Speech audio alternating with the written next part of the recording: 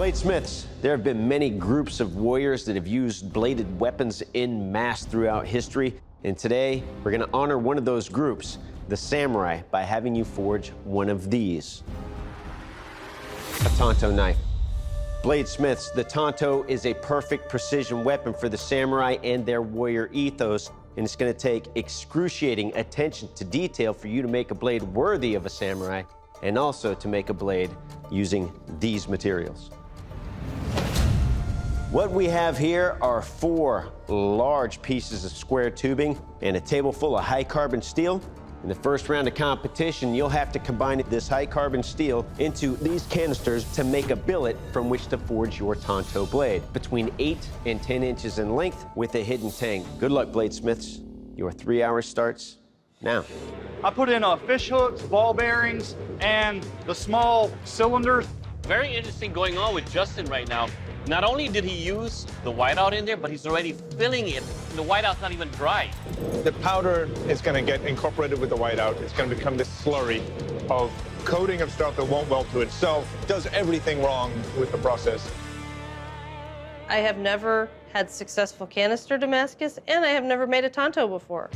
Rita is actually alternating between, it looks like ball bearings, to some of the larger chunks of cylindrical steel that we have out there. Chewy also used the whiteout on the can. This is my 3rd attempt at a canister Damascus knife. My previous attempts weren't very successful as I rushed through the preparation process. The steel powder is escaping and it's burning up in the forge. I've got to take care of that, otherwise I'm going to wind up with voids in there. And it's not going to weld, but I just go ahead and weld around the top and the bottom. Now I'm going to get it drawn out and then flattened into my fillet. I'm using the V-jaws to squish all 4 sides of the canister at one time. Not enough pressure going into the press. Yep. You'll never get the compression to set those welds. With that first squish and the first forge weld, it feels like it's pretty solid underneath. I have actually made tantos. I'm a big fan of Japanese weapons, so I'm pretty confident about making the blade. It's just getting my canister to set. After I do 4 presses, I'm confident that my weld actually set. It looks like Justin is trying to peel his can off. Now, we know that he used the whiteout. Chewy also used the whiteout on the can.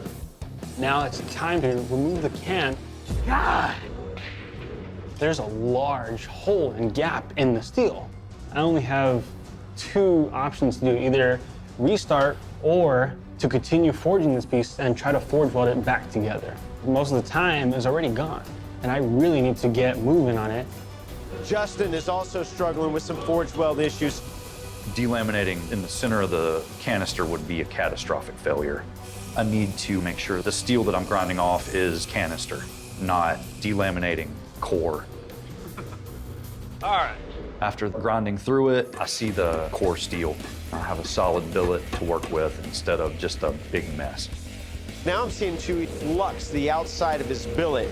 I am choosing to continue forging it and hopefully get that hole and forge weld it closed. Justin just quenched. He quenched it pretty much the same color as that flame that's coming out of the forge there. So, I mean, it was like super hot at the edge.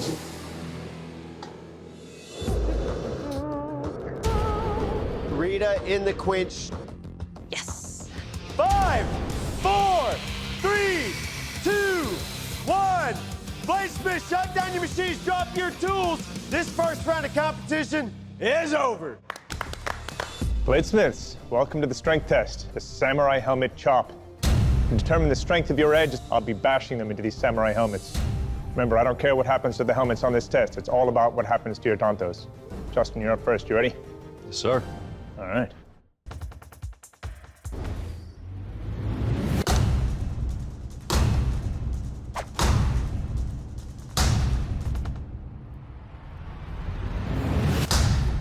Good job. Oh my God. Well, Justin, the blade held up, it's in one piece, but there are relatively large-sized chips have come out of your blade, and that has to do with quenching from really hot temperatures, and that lends to a more brittle blade. But besides the obvious, you really nailed that tanto shape. Well done. Thank you. Rita, you're up next. You ready for this? Yeah.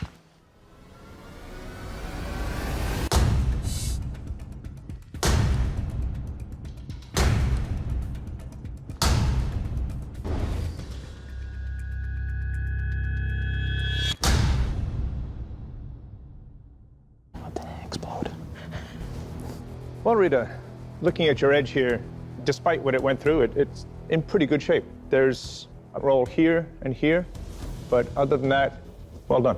Thank you. All right, Chewie, you're up. How you feeling? Nervous. Understandable, man. I've been there. Yep.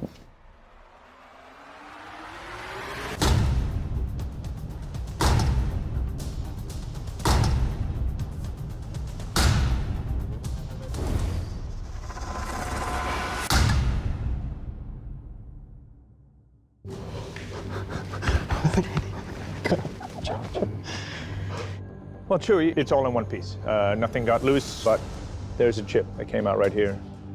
Your handle is obviously rushed, but it's not uncomfortable. Well done. Thank you.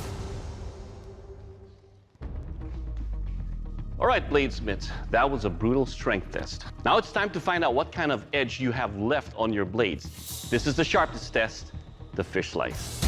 Justin, you're first. You ready for this? Yes, sir.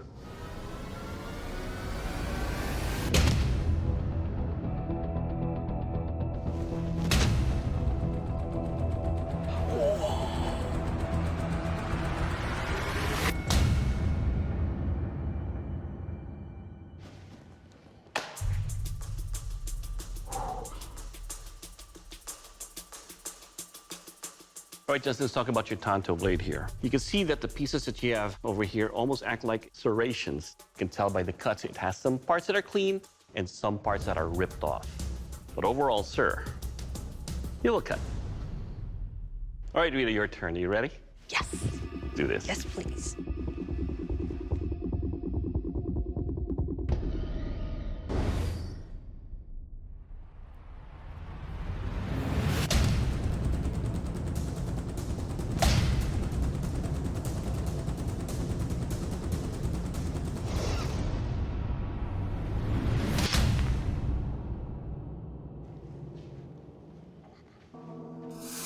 All right, Rita, let's talk about your blade here, your edge. As you can see, it slices, but not cleanly all the way through. You do have some parts over here that took damage in the strength test, and it's some dulling, but it will cut.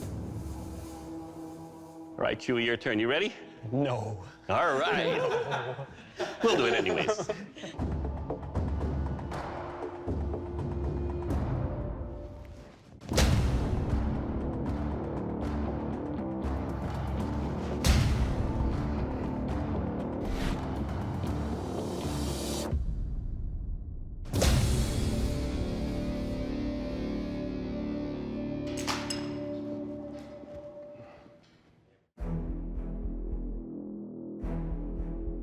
All right, Chewie, let's talk about your blade here.